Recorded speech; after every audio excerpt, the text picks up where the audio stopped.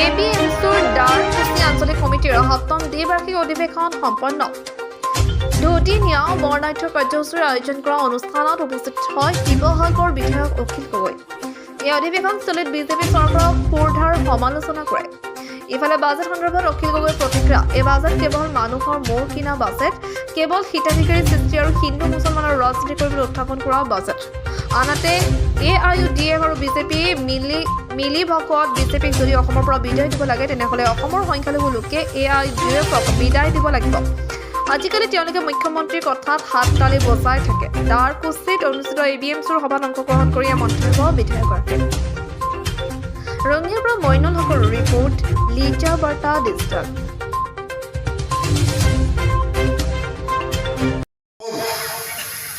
আমি প্ৰত্যেকজন ভাৰতীয় মানুহে বিজেপি চৰকাৰখনক, RSSৰ চৰকাৰখনক, নৰেন্দ্ৰ মোদীৰ চৰকাৰখনক আৰু হিমন্ত বিশ্ব শৰ্মাৰ চৰকাৰখনক বিদায় দিবৰ কাৰণে 2024 চনৰ যে ইলেকশ্যন আহি আছে, সেই ইলেকশ্যনত বিদায় দিবৰ কাৰণে আমি সকলোৱে এতিয়া একলগ হ'ব লাগে।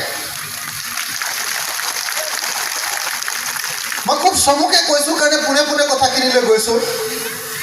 2024 চনত যদি সঁচাকৈ আকৌ বিজেপিৰ চৰকাৰ হয়, তেতিয়াহ'লে ভাৰতবৰ্ষত গণতান্ত্ৰিক মানুহবিলাক জীয়াই থকাটো প্ৰায় অসম্ভৱ হৈ পৰিব। 2024 চনত যদি আকৌ বিজেপিয়ে চৰকাৰ কৰিবলৈ হয় কেন্দ্ৰত, তেতিয়াহ'লে ভাৰতবৰ্ষৰ সংখ্যালঘু ৰাইজ তেওঁলোক আৰু শান্তিত জীয়াই থকাটো প্ৰায় অসম্ভৱ হৈ পৰিব। 2024 চনত যদি সঁচাকৈ বিজেপিয়ে আকৌ ভাৰতবৰ্ষত চৰকাৰ কৰিবলৈ হয়, তেতিয়াহ'লে ভাৰতৰ গণতান্ত্ৰিক ব্যৱস্থাটো নাইকিয়া হৈ পৰিব, ইয়াক হিন্দু ৰাষ্ট্ৰৰূপে পৰিগণিত কৰিব আৰু তাৰ কাৰণে তেওঁলোকে ভাৰতবৰ্ষৰ সংবিধানখন সম্পূৰ্ণৰূপে বদলাই পেলাব। অসমৰ জাতীয় জীৱনৰ এক জটিল সন্ধিক্ষণত এই অধিৱেশনখন অনুষ্ঠিত হৈছে। আজি আমি সমগ্ৰ অসমবাসী ৰাইজ এক কলা দিনৰ মাজেৰে সময় পাৰ কৰিছোঁ। কাৰণ বৰ্তমানৰ যিখন চৰকাৰ ডক্টৰ হিমন্ত বিশ্ব শৰ্মা নেতৃত্বাধীন যিখন অসম চৰকাৰ, এই অসম চৰকাৰখনে আজিৰ তাৰিখত নিজেই বিচাৰি আছে যে অসমৰ নাগৰিকৰ, ভাৰতৰ নাগৰিকৰ, অসমীয়া নাগৰিকৰ, অসমবাসী নাগৰিকৰ আইনৰ শাসনৰ পৰা বিশ্বাস উঠি যাওক।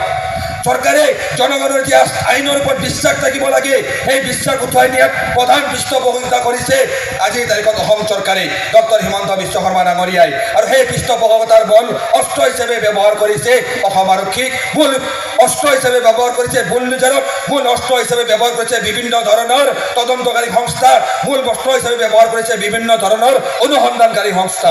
আজি এইখন অসমত গণতান্ত্ৰিক পৰিৱেশ শেষ কৰি দিয়াৰ এক ষড়যন্ত্ৰ চলিছে। আজি এইখন অসমত প্ৰায় প্ৰত্যেক দিনে গণতন্ত্ৰ ধ্বংস কৰা হৈছে, প্ৰত্যেক দিনে ধৰ্ম নিৰপেক্ষতাক ধ্বংস কৰা হৈছে, প্ৰত্যেক দিনে এই সমাজতন্ত্ৰক ধ্বংস কৰা হৈছে, প্ৰত্যেক দিনে এই অঞ্চলত হাতী খোৱা মানুহখিনিৰ যি অধিকাৰ, যি সাংবিধানিক অধিকাৰ ভাৰতৰ সংবিধানৰ প্ৰস্তাৱনাই নিশ্চিত কৰিছে, সেইখিনি অধিকাৰ কাঢ়ি নিবলৈ চেষ্টা কৰিছে। আজি হিটলাৰে কৈছিল যে জনগণক ইমানে কষ্টত ৰাখা যে জনগণে বা নাগৰিকে নিজে জীয়াই থকাটোকে দেশৰ উন্নয়ন বুলি ভাবে।